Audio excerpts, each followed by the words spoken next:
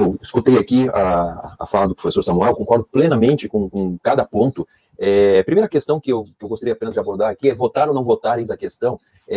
Primeiro, eu tenho uma responsabilidade, né, como cidadão, né, eu devo ir a uma votação e eu devo participar, eu posso até me abster, mas enfim, né. Só que eu acho o seguinte, quando entra na questão do eu ser cristão, eu tenho que me posicionar conforme aquilo que eu acredito, né, conforme as bases morais e éticas que eu defendo. Então, se eu tenho ali dois candidatos que talvez não me agradem, e nós talvez até vamos colocar aqui para frente, nem todos eles vão ser 100%. Até eu estava vendo esses dias a esposa, né, de um dos candidatos dizendo, não, se você está procurando perfeição nos candidatos, você não vai encontrar, você só vai encontrar em Jesus Cristo, e ainda assim Jesus foi crucificado na hora de eleger e ainda eleger o outro, né? Então, nós temos que tomar esse cuidado, mas isso é um papo um pouquinho mais para frente. Só que a minha posição, primeiro, é como cidadão, eu vou votar. Segundo, é como cristão. Então, o que eu tenho que fazer como cristão? Como disse o professor aqui, pega as duas propostas, as duas formas de pensar, as duas ideologias, as duas plataformas e compara.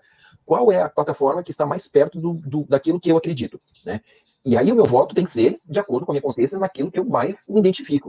O problema é que, né, nesse caso, tem um lado que tem lá tem os seus mil problemas, que a gente sabe que nem todo mundo é perfeito, como eu falei, que talvez eu não concorde, mas tem um outro lado que eu devo discordar praticamente 100% do que está sendo dito, né? E eu volto aqui, uma coisa que eu falei no meu canal, esses dias, numa live que eu fiz, não é sobre esquerda e direita, gente. Não é mais esse o ponto. É sobre uma agenda. Exatamente. É esse que é o ponto. Se o candidato aqui da esquerda, ou da direita, sei lá, eles forem a favor de tudo aquilo que eu acredito, ok, eu não tenho problema de votar nesse candidato no candidato B. Tá? A questão econômica, a questão social, isso é uma outra área que você deve analisar também. Mas se já de começo, se de cara, iniciou, você bateu o olho e viu que aquilo não bate com o seu cristianismo, por que eu vou votar nesse cara? Né? O outro talvez não defenda todas as pautas que eu tenho, talvez eu não concorde com tudo, mas espera aí, esse daqui pelo menos 50% eu concordo, esse aqui é zero. Por que eu vou ir para esse lado aqui? Né? Porque esse daqui é mais feio, porque eu não gostei do cabelo dele, ou porque ele fala isso e tal, né? Diz muito palavrão, como alguns dizem aí. A questão, eu não estou escolhendo aqui né? Eu já fiz a minha escolha por Jesus, ok? O Salvador eu já tenho. Agora eu estou votando num político que vai defender os interesses que eu acho que são importantes. Para mim esse que é o ponto. Se você quiser ser de A, B ou C, não é a questão. Mas eu fico extremamente estarrecido com alguns cristãos que, ao olhar as pautas, né, dos candidatos, eles dizem assim, não, tudo bem, eu vou votar nesse daqui, né, porque eu não gosto desse daqui. Não é uma questão de gostar ou não gostar da pessoa. A questão é o que ele está defendendo. E acho que aí é que está a questão. Né? Se você não quiser votar em nenhum dos dois, eu digo uma coisa para você. Você está votando indiretamente no candidato que vai vencer. E isso é uma das coisas que às vezes a gente não entende. Se eu me abster, se eu não tomar uma posição, alguém vai tomar decisão por mim. E pode ter certeza que os outros estão fortes, eles estão mobilizados. Né? Como a gente brinca, né? O inferno não está parado, deitado em berço esplêndido. O inferno está trabalhando também. Então tem o outro lado que está trabalhando, gente. A gente vai dando tiro na própria trincheira. Isso para mim é complicado. Então, não sei, eu não estou dizendo para você votar nesse ou naquele, mas só olhar, você já percebe qual é a orientação que você deve tomar. Né? Porque não tem como você comprar os... mas um cuida mais dos pobres, etc. Ok, mas daí dos pobres aí vai ter aborto, vai ter a ideologia de gênero, aí vai ter censura, aí vai ter um monte de coisa que você vai dizer, mas tudo bem, mas ele, pelo menos, o meu candidato, né, ele se preocupa com os pobres. Por quê? Os outros também não vão se preocupar, e não vai ter também políticas, como a gente está vendo. Então, essa é uma questão que você tem que colocar. O que você quer para o futuro do país? Você não está elegendo o pastor da igreja, você não está elegendo o seu Cristo, você está elegendo um homem que vai ser uma ideologia que vai governar o país pelos próximos 4 anos, ou pelos próximos, sei lá, quantos anos que a gente for ter ainda mais para frente. Então, não é sobre igreja, é sobre um país, gente. E isso vai ter efeito sobre todo mundo. E eu não tenho que votar no meu candidato, porque ele vai favorecer a minha igreja ou porque vai favorecer a minha crença religiosa. Eu tenho que votar no cara que eu tenho a percepção de que ele bate mais com aquilo que eu acredito não só na fé, mas na ética e na moral. Okay? E aí, todos nós, seja cristão ou não cristão, seja católico, seja de outra linha, né, qual for, evangélico, etc., nós vamos ter que bater na mesma tecla. O cara que defende os princípios cristãos. Por menor que seja. Ok. Uma pergunta. E a questão da liberdade, por exemplo? Né? A questão da liberdade, será que ela está bem representada em ambos os lados, a liberdade?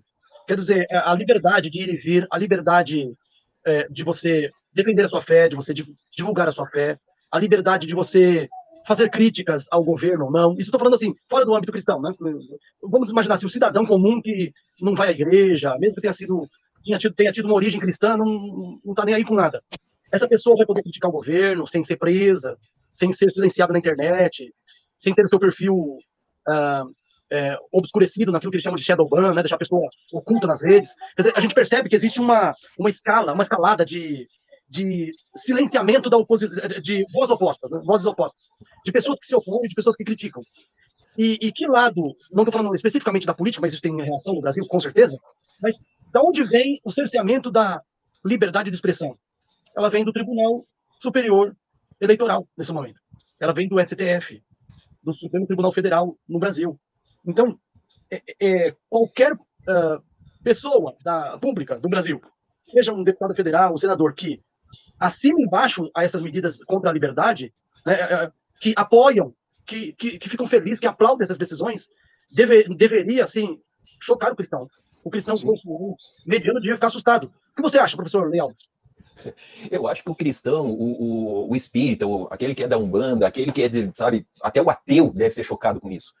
Quando você tem um Estado, ou alguém que tem uma caneta lá em cima e diz, você pode pensar ou você não pode pensar isso, você tem que concordar comigo, senão eu prendo você, eu multo você, isso é complicado. E estamos fugindo aqui da questão de igreja, né, do cristianismo. Mas eu vou dizer uma coisa, o primeiro a ser perseguido é a igreja. E eu posso dizer isso porque, por exemplo, quando nós fomos missionários na Rússia, nós percebemos isso muito, muito claro. Né? Na época da União Soviética, na época após a Revolução Bolchevique, a primeira instituição a ser perseguida foi a igreja. Ainda que tenha sido a igreja ortodoxa russa, mas a primeira foi a igreja. Porque a igreja precisa ser silenciada para que o Estado, para que um governo autoritário possa assumir o lugar. Né? Então, você percebe isso. É nítido, você precisa cuidar da sua liberdade, porque senão alguém vai cuidar dela. Se você der o voto para alguém que já está dizendo assim, ó, nós vamos ter que reeducar as pessoas, né, e vamos ter que cercear padres e pastores, eu vou te dar uma lista aqui de pessoas, né, começando em Lenin, Stalin, Mao Tse-tung e toda essa galerinha aí, que foram na mesma linha, mesma toada, mesmo discurso. E não adianta dizer hoje... Oi? Agora Daniel Ortega também. Ortega, Fidel Castro, você pega aqui Bolívia, você vai para Colômbia, olha o que está acontecendo na Colômbia agora, você vai para o Chile. Então tem coisas que estão acontecendo aqui de apavorar. E essa liberdade não é só liberdade religiosa, é liberdade para qualquer coisa. Você falou uma coisa fora, olha o que está acontecendo aí. Se você tiver uma crítica, e de repente se essa live aqui tivesse uma live de 5 mil, 10 mil pessoas, pode ter certeza que eles já iam começar a olhar quem é que está falando isso, por que está falando. Né? Não que a gente não vai chegar em 10 mil, 15 mil pessoas assistindo essa live, mas a ideia é que a gente vai ser cortado, entendeu? Se um entrar, o outro já diz o contrário, o outro já está dizendo não. A liberdade é garantida, inclusive para aqueles que querem discordar. Então, não sei se você está entendendo a linha de raciocínio. Né? Não é só sobre questão, como você disse, não é só sobre questão religiosa, é sobre tudo. Né? Inclusive a minha liberdade de poder falar o que eu quiser, independente se eu sou cristão ou não sou cristão, eu posso ser ateu, eu posso não acreditar em Deus, mas eu tenho que ter a liberdade de dizer eu não creio em Deus. Eu não tenho que pegar e cercear uma pessoa dessa. Né? Então, não é que a igreja tem que ficar com aquela pessoa, com aquele candidato. Eu acho que ela tem que apoiar enquanto for pauta. Se ele escorregar e fizer uma bobagem, a gente vai também discordar.